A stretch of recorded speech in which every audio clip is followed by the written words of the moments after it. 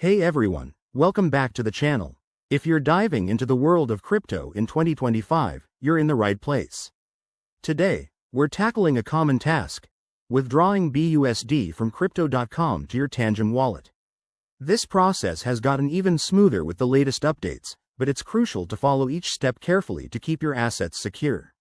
Whether you're a beginner or just refreshing your skills, I'll walk you through it step by step.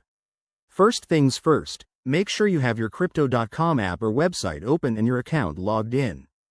Double-check that two-factor authentication is enabled for added security.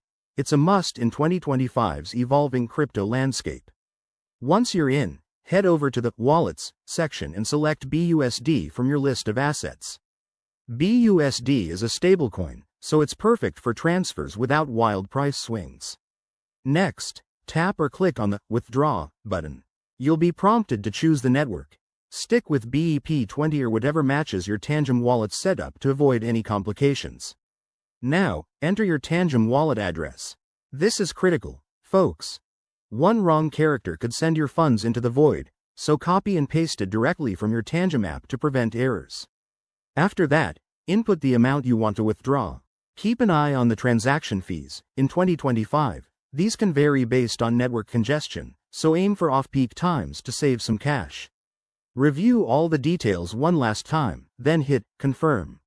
You'll likely get a confirmation code via email or your authenticator app. Enter it to finalize the transaction. Once it's done, switch over to your Tangem wallet app. It might take a few minutes for the funds to appear, depending on the blockchain's speed. And voila, your BUSD is now safely in your Tangem wallet. Remember, always store your private keys securely and never share them. That wraps up our guide for 2025. With crypto regulations tightening, staying informed is key. If this helped you out, smash that like button, subscribe for more tutorials, and drop a comment if you have questions. Thanks for watching, and stay crypto savvy.